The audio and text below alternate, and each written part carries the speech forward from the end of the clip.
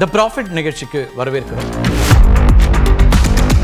சம்பாதிக்க தொடங்கிடுறாங்க, ஆனால் சேமிப்போ அல்லது இன்வெஸ்ட்மெண்ட்ஸோ என்னவா இருக்குது ஜென்சியை பொறுத்த வரைக்கும்? ஜென்சிக்கு மற்ற ஜென்ரேஷனுக்கு கிடைக்காத ஒரு ஆப்பர்ச்சுனிட்டி. ஜென்சியோட முதலீட்டு இது வந்து எப்படி இருக்குது? அவங்களுக்கு இன்வெஸ்ட்மெண்ட் பிளான்ஸ் இருக்கா, இல்லை என்ன பண்ணலாம்? 90% அது ஜென்சிக்கு இந்த சேவிங் அப்படிங்கிற கான்செப்டே தெரியறதில்லை அப்படிங்கிறத ஒரு கம்ப்ளைண்ட்டாக சொல்லிட்டு இருக்காங்க.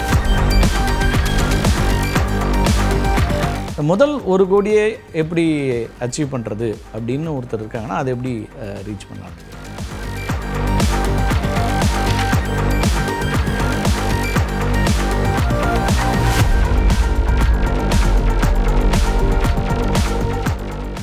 இப்போ பொதுவான இன்வெஸ்ட்மெண்ட்ஸ் பற்றி நம்ம பேசுகிறோம், முதலீடுகள் பற்றி பேசுகிறோம், சேமிப்பு பற்றிலாம் பேசுகிறோம்.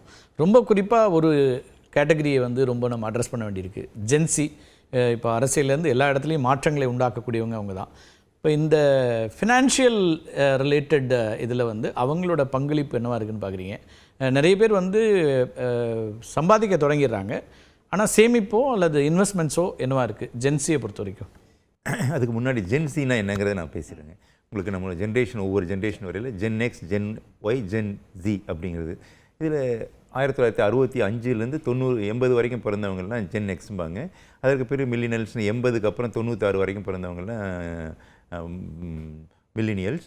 அப்புறம் 97க்கு பிறகு 2010 வரைக்கும் பிறந்தவங்க வந்து உங்களுக்கு ஜென்சிபாங்க. எதுக்காக இந்த டிஃப்ரென்ஸை வச்சுருக்காங்கன்னா, ஒவ்வொரு காலகட்டத்திற்கும் அவங்களுடைய மைண்ட் செட்டில் ஷிஃப்ட் இருந்துட்டு, ரைட், உங்களுடைய சேவிங் ஹேபிட் ஆகட்டும், இன்கம் ஹேபிட் ஆகட்டும், அவங்களுடைய வாழ்க்கை தரம், முறை, செலவு செய்யும் ப்ராக்டிஸ், இதெல்லாம் பேஸ் பண்ணி உங்களுக்கு மாற்றங்கள் இருந்துகிட்ருக்கு. உங்களுக்கு வாழ்க்கை அணுகிறதுலேருந்து அணுகிறதுலேருந்தே உங்களுக்கு நீங்கள் பார்க்குறது, உங்கள் பொண்ணு பார்க்குறது, உங்கள் சன்னு பார்க்குறதும் வித்தியாசமாக தான் இருந்துகிட்ருக்கும். அந்த மாதிரி உங்களுக்கு வந்து ஜென்சிங்கிறது வந்து ஒரு முக்கியமான ஒரு ஜென்ரேஷன் எப்படி சொல்லலாம். என்ன காரணம்னா, இன்றைக்கி வந்து அவங்களுக்கு வந்து வருமானம் அதிகமாக இருந்துகிட்ருக்கு. ஜென்சிக்கு மற்ற ஜென்ரேஷனுக்கு கிடைக்காத ஒரு ஆப்பர்ச்சுனிட்டி என்னென்னா, இன்றைக்கி டெக்னாலஜி, அவங்களுடைய growth opportunities and technology adoption opportunities எல்லாம் ரொம்ப ரொம்ப அதிகமாக இருக்கனால 21 வயசு பையனே உங்களுக்கு வந்து கோடியில் சம்பாதிக்கிறது வந்து காமனாக இருந்துகிட்ருக்கு உங்களுக்கு.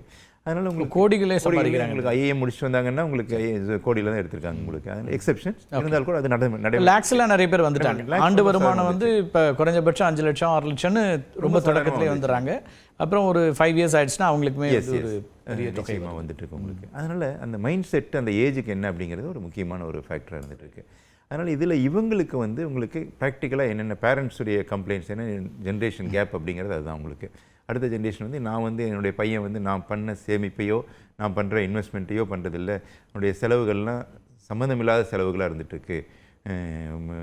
இப்போ பிராண்டுக்காக இவ்வளோ செலவு பண்ண வேண்டியிருக்கு. ஏதோ ஃபோன் வந்துன்னா ஃபஸ்ட்டு வாங்கினோன்னே இல்லை சம்பளம் கை நிறையா வாங்குகிறான், ஆனால் ஃபஸ்ட்டு எடுத்தோடனே அதை லோனாக தான் வாங்கிடுறான். ஐஃபோன் வாங்கிடுறான், 75,000 ரூபா சம்பளம், ஆனால் 1 லட்ச ரூபா ஐஃபோன் வாங்கிடுறான். அதுக்கு பிறகு வெஹிக்கிள் லோன் வாங்கிடுறான். இது மாதிரி ப்ரொடக்டிவ் அசெட்ஸ் இல்லை அப்படிங்கிறது ஒரு காமன் கம்ப்ளைண்ட்டாக இருந்துட்டு இருக்கு பேரண்ட்ஸ் கிட்ட. அப்போ இவங்க வந்து சேமிக்கிற பழக்கத்தில் இல்லை அப்படிங்கிறீங்களா? ஜென்சியோட முதலீட்டு இது வந்து எப்படி இருக்குது? அவங்களுக்கு இன்வெஸ்ட்மெண்ட் பிளான்ஸ் இருக்கா, இல்லை என்ன பண்ணலாம்? இது நான் பார்த்த வரைக்கும் என்னுடைய கிளைண்ட்ஸ் அனுபவம் சரி, ஃப்ரெண்ட்ஸுடைய சில்ட்ரனுடைய அனுபவத்தை வச்சு பார்க்கல, எந்த முக்கால்வாசி ஜென்சி ஆர் 90% ஆஃப் ஜென்சிக்கு இந்த சேவிங் அப்படிங்கிற கான்செப்டே தெரியறதில்லை அப்படிங்கிறதான் ஒரு கம்ப்ளைண்ட்டாக சொல்லிட்டு இருக்காங்க எல்லாருமே. அவங்களுடைய வருமானம் அதிகமாக இருந்தால் கூட அந்த கான்செப்டே அவங்களுக்கு புதுமையாக இருக்குது. ஓகே, இன்வெஸ்ட்மெண்ட், சேவிங் ஆகட்டும் இன்வெஸ்ட்மெண்ட் ஆகட்டும், இது ரெண்டுமே ஒரு எக்ஸ்பெக்டாக தான் இருக்குது. ஓகே, இல்லை அவங்களுக்கு ஒரு கான்ஃபிடன்ஸ் லெவல் கூடுதலாக இருக்குது அப்படின்னும் பார்க்குறோம். அதாவது வேலை பற்றி கூட பெரிய கவலை இருக்கான்னு தெரியல, இது இல்லைன்னா அடுத்த வேலை அப்படிங்கிற மாதிரியான ஒரு மனநிலையில் இருக்கிற மாதிரி தான் பல நேரங்களில் பார்க்க வேண்டியது. அதுவும் இருக்குது. அது தவிர அவங்க பேரண்ட்ஸ் சப்போர்ட்டும் இப்போ இருந்துகிட்ருக்கு. இன்றைக்கி என்ன இந்த இதுக்கு முந்தின ஜென்ரேஷனுடைய சப்போர்ட் வந்து அடுத்த ஜென்ரேஷன் சஃபர் ஆகக்கூடாதுங்கிறனால அவங்க சப்போர்ட் நிறைய. பொருளாதார நெருக்கடிங்கிறது பெருமளவு இல்லாமல் ஒரு தலைமுறை வந்துட்டு இருக்கிறாங்க. பெற்றோர் சம்பாதிக்கிறாங்க, இல்லைனா அவங்க நல்ல ஒரு பேம்பர்டாக வளர்த்த குழந்தைகளும் நிறைய பார்க்குறோம். ஆனால் இன்னமும் இப்போ நீங்கள் வந்து ரூரல்லேருந்து வரக்கூடிய முதல் தலைமுறையாக வரக்கூடியவங்களாம் அவங்களுடைய வாழ்வாதாரத்துக்காக தான் ஓடிட்டு இருக்கிறாங்க. அவங்களுக்கான வாழ்க்கை பயணத்தில் அல்லது அதில் ஒரு வெற்றியை பார்த்துடணும், இப்போ அதை உறுதியாக செய்யணும்னு இருக்காங்க. இப்போ அவங்களுக்கு என்ன நம்ம ஆலோசனை சொல்லலாம் அப்படி வரக்கூடியவங்களுக்கு? அவங்களுக்கு இதே தான், உங்களுக்கு எமர்ஜென்சி ஃபண்ட் ஒன்று கிரியேட் பண்ணுறது முக்கியம். அதற்கு பிறகு வந்து உங்களுக்கு ரிட்டையர்மெண்ட் ஃபண்டு கிரியேட் பண்ணுறது முக்கியம். அதற்கு பிறகு சேவிங்ஸ் இருக்கணும். சேவிங்ஸை வந்து முதலீடாக மாற்றணும். ஓகே, சேவிங்ஸ் மட்டும் பத்தாது, அது இன்வெஸ்ட்மெண்ட்டு அது எப்படி நம்மளுக்கு வந்து வளருது அப்படிங்கிறத நம்ம பார்க்கணும். இந்த முதலீடு வந்து வளர்ச்சி பெறுறது தான் முக்கியம், ரொம்ப முக்கியம். ஓகே. அது வந்து 8% அதுக்கு வளர்ச்சி கொடுக்குதா, அது 14% வளர்ச்சி கொடுக்குதா, அது நான் வந்து இம்மூவபிள் ப்ராப்பர்ட்டியில் போட்டிருக்கேன்னா, கோல்டில் போட்டிருக்கேன்னா, ஷேரில் போட்டிருக்கேன்னா, மியூச்சுவல் ஃபண்டில் போட்டிருக்கேன்னா. ஓகே. இன்றைக்கி tech adoption is very high. இந்த யங்ஸ்டர்ஸுக்கு வந்து அவங்க யாருமே இன்றைக்கி பேங்க்கில் போய் அந்த காலத்தில் சொல்லுவாங்க பேங்க்கில் போய் செக் எழுதி பழகணும், செக்கை டெபாசிட் பண்ணி பழகணுங்கிறது. இன்றைக்கி அவங்க கேட்குற கேள்வி அதெல்லாம் எதுக்கு, இன்றைக்கி ஆப் இருக்குது, நான் வந்து செல்ஃபோன்லேயே உங்களுக்கு டச் பண்ணனா வருதுன்னு கேட்குறாங்க. அவங்க கேள்வி நியாயமான கேள்வி. ஆன்லைன் ட்ரான்ஸ்ஃபர் தான் அவங்களுடைய கேள்வி நியாயமான டிஜிட்டல் பண பரிவர்த்தனைகள் தான் நடந்துட்டு இருக்கு. டிஜிட்டல் அசெட்ஸ், டிஜிட்டல் டிரான்ஸ்ஃபர்மேஷன் அதெல்லாம் வந்து இன்றைக்கி ஜென்சிக்கு வந்து இயற்கையாகவே வந்தது. ரைட். இப்போது எந்த தலைமுறையாக இருந்தாலுமே அந்தந்த தலைமுறையில் ஒரு தொகை நிர்ணயிக்கப்படும். இப்போ வந்து 90s கிட்ஸோ இல்லை அதுக்கு முன்னாடி இருக்க காலகட்டங்களில் ஒரு 10 லட்சம் அப்படிங்கிறது ஒரு பெரிய தொகையாக இருந்திருக்கலாம். இன்றைக்கி வந்து 1 கோடி அப்படிங்கிறது ஒரு குறிப்பிடத்தகுந்த தொகையாக இருக்குன்னா, இந்த முதல் 1 கோடியை எப்படி அச்சீவ் பண்ணுறது அப்படின்னு ஒருத்தர் இருக்காங்கன்னா அதை எப்படி ரீச் பண்ணலாம்னு நினைக்கிறீங்க? இது கூட கூடுதலாக நம்ம பார்க்க வேண்டியது, அந்த காலத்தில் வந்து உங்களுக்கு வெறும் அசெட்ஸில் மட்டும்தான் இன்வெஸ்ட் பண்ணிட்டு இருந்தாங்க. நம்ம அசெட் இன்வெஸ்ட்மெண்ட் தான், அது இட் குட் பி எனிதிங். உங்களுக்கு ஃபினான்ஷியல் அசெட்டாக இருக்கலாம், அல்லது இம்மூவபிள் ப்ராப்பர்ட்டிஸாக இருந்துகிட்டு இருக்கலாம், அல்லது வேறு விதமான. ஆனால் இந்த ஜென்ரேஷனில் இன்வெஸ்ட்மெண்ட் இன் எக்ஸ்பீரியன்ஸ் அப்படின்னு ஒரு புது கான்செப்டை கொண்டு வந்துடுறாங்க. நான் அனுபவப்படுறேன். நான் 2 வருஷம் போய் ஜாபில் இன்பிட்வீன் ஜாப்ஸ் நான் போய் ஆஃப்ரிக்கா போயிட்டு 2 வருஷம் அனுபவப்பட்டுறேன் அப்படின்னு சொல்லிட்டு பண்ணுறவங்க இருந்துகிட்ருக்கவங்களாம் இருந்துகிட்ருக்காங்க. ஸோ இது வந்து ஒரு அக்செப்டட் மைண்டாக இருந்துகிட்ருக்கவங்களுக்கு. அதனால் அவங்க வந்து உங்களுக்கு சேவிங் அவகாசம் கொஞ்சம் எடுத்துகிட்டு இருக்காங்க. 1 கோடி சேவிங்கிறது ஒரு அவகாசம் எடுத்துருக்காங்க. ஆனால் நார்மல் எல்லாருமே பண்ணுற மாதிரி பண்ணல.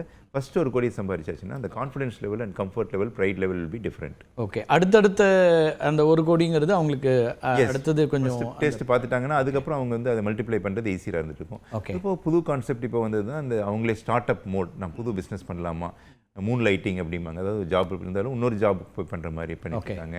இது இப்போ ஒரு சைடில் பிஸ்னஸ் ஒன்று பண்ணுறவங்க இருந்துட்டு இருக்காங்க. இந்த மாதிரி ஒரு ஆண்டர்ப்ரனரியல் ஸ்கில் செட்ஸை வந்து கவர்மெண்ட்டும் இன்றைக்கி என்கரேஜ் பண்ணிட்டு இருக்காங்க.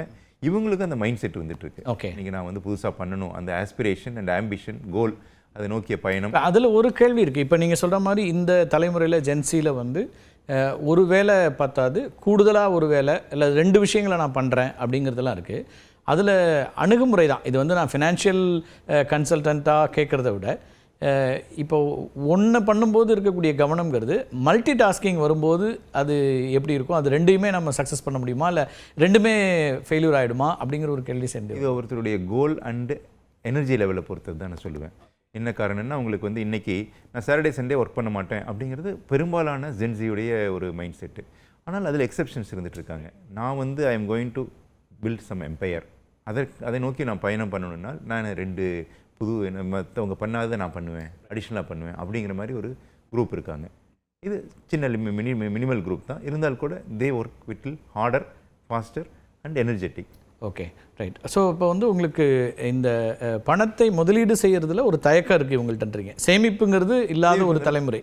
சேமிப்பு நிச்சயமாக. அப்படி இருக்கிறவங்க எப்படி இதுக்குள்ளே வரலாம்? அந்த சேமிப்புங்கிற பேட்டர்னுக்குள்ளேயோ இல்லைனா வந்து ஒரு அசட்டை வந்து சேர்க்கறதுல இவங்க எப்படி உள்ளே வரலாம்? அதுக்கு ஏதாவது ஒரு ப்ராக்டிஸ் கொண்டு வரலாம் அப்படின்னா அவங்களுக்கு என்ன? நீங்கள் பேரண்ட்ஸ் வந்து ஆரம்ப காலத்துலேருந்தே இந்த டிசிப்ளின், ஃபினான்ஷியல் டிசிப்ளினும் சேவிங்ஸோட இம்பார்ட்டன்ஸையும் சொல்லல, காம்பவுண்டிங் அதனுடைய. இப்போ தான் இவங்க வந்து பேரண்ட்ஸ்க்கு, கிராண்ட் பேரண்ட்ஸ்க்குலாம் அட்வைஸ் பண்ணுற காலத்தில் வந்துட்டாங்களே சார், பாவம் அவங்கள எப்படி கொண்டு வர்றதுன்னு தானே.